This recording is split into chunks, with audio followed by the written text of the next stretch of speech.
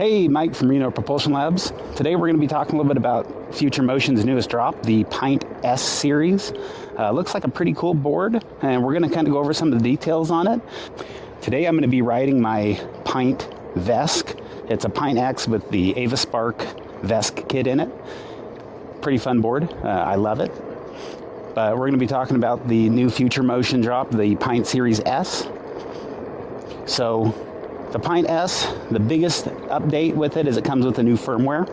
It's going to up your max speed about 2 miles per hour, and it's going to give you some of the custom shaping options like you see on the GT, the GTS series, and even some of the older wheels like the XR. So that's going to be a big upgrade, be a big positive. So one thing about the new Pint Series S, all the internals are the same as the X. The only real update as far as performance goes, other than the tire, is that firmware, and you're going to get that same firmware as an upgrade in a few weeks, according to Future Motion, for your Pint Series X now. One of the other things, I did a little bit of research on this, not a ton, but it is possible that with software like Onewheel, you could even get that same firmware on an OG Pint. That would take a little bit of hacking. It's not the easiest process or the most user-friendly, but it's definitely not hard, and it's the service that we provide at Reno Propulsion Labs if you wanted to do it. The other big thing that comes with it, and honestly the thing I'm the most excited about, is the performance treaded tire for the Pint Series. The Pint Series has always come with just the slick tire. There have been a few other options from the Float Life. Unfortunately, that one's out of stock a lot. If you want to save 5% off of the Float Life, you can use coupon code RenoWheel. Don't forget that. But now they're going to have their own performance treaded tire, just like you have on the GT and the GTS series, but it's going to be for the Pint. So I'm going to be ready to get one of those as soon as they drop that. It's on their website right now, but it's showing sold out, which just means they haven't put it up live for sale yet. But I can't wait to get that and throw it. Specifically, I'm going to throw it on this board and see how I like it. So that's going to be your other big upgrade. You're going to get a Mag Handle Pro with it, which is just a metal mag handle to replace the plastic ones that come on the Pint series now. So that'll be nice. I think it's a $70 upgrade. I saw the tires $120, and I don't recall what the price was for the foot pads, but you're also getting flared foot pads, which I'm a big fan of that flared feeling. I feel a little bit more locked in the board. Kind of feel like, oh, you know, you're not going to just go flying off if you come to a stop. In fact, that's one thing that I couldn't stand about the V1 is they've got those flat foot pads and they just aren't comfortable to ride on. So you're going to get the new flared foot pads with the S series, and then of course, just for bragging rights, you're going to get the new colorway, which is the black with that cool S series logo right along the side of it.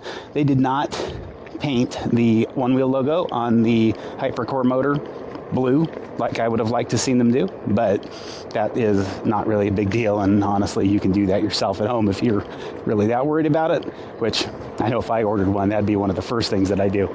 So anyways, the new board is dropping right now. Today it's live on their website. You can purchase it. It's $1,400, which $300 more than the Pint X is a pretty reasonable price, especially seeing as you're getting all those additional upgrades. It would definitely be more expensive to buy that board new and then, you know, buy a Pint X new and then buy all those other accessories and upgrades, add them later. You have to install them yourself. You have to take it to a tire shop if you're not comfortable doing the tires on your own. I know that can be pretty pricey also. I know we charge $75 to do a tire change on a Pint. It's the same as any board, but $75, and then, you know, the sealant and all that other stuff. So this one had the battery issue where the negative lead was severed from the battery itself. So I went back in, I soldered that up. I ordered the Avaspark U-Box 100 kit and had to do a little bit of repinning some of the wires. I know they said they were going to fix that, but this is running the stock 15S 2P battery, so I get plenty of range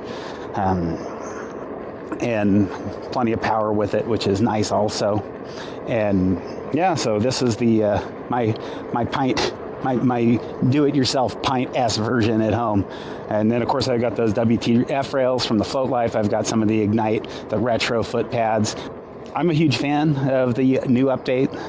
I don't think I'm going to run out and buy it, but it's great to have that kind of upgrade to your base model.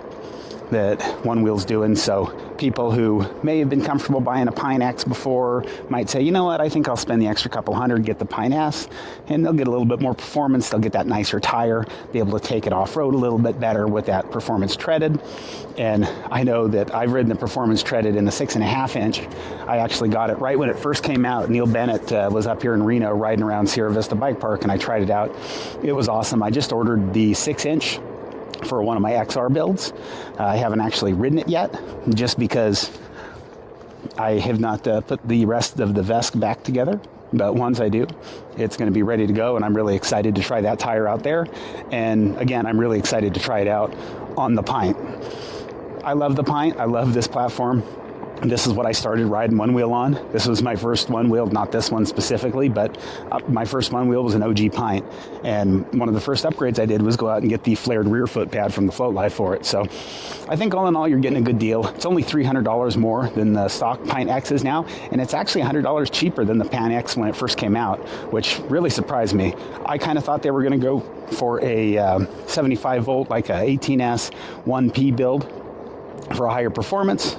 Still kind of wish they did that, but they didn't. You would have had higher performance, you would have had a little bit less range, but I thought it would have been a pretty good compromise and it had been great for a trick board. But I think what they did is pretty nice anyways. You're going to get the same range, the same performance on the Pint X and the Pint S. Again, there's not going to be any difference there at all. So the only real differences are you're going to get a couple extra bolt-on parts, but if you do have a Pint X, you can essentially turn it into a Pint S if you want to. So that is one of the nice things, especially for people who bought it on that sale and they said, man, I really wished I would have waited and got that Pint S. Well, you basically did.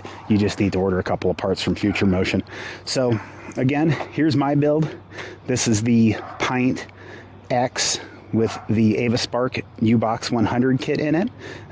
It's running at 56 volts, basically the stock battery, in a 15S 2P configuration, Ignite grip tape, Burbus tire, and I even put the new fender or new bumpers that Future Motion sells. I believe they're called the Free Ride bumpers. They are very nice. They feel very slick. The only reason I didn't go with bangs is because the Float Life does not sell the bangs. I believe there was some legal issues with that, but they don't sell the bangs for the Pint. So I said, well, I'll just get the ones from Future Motion. But yeah, that's it. The Pint S should be dropping soon. I know for me, it ships in a couple of days. You know, I'll get it. If I ordered it today, it'd show up at my house in a few days. I'm not going to order this one just because, you can't beat the Pint with the vest kit in it. So any questions, feel free to drop them down below in the comments.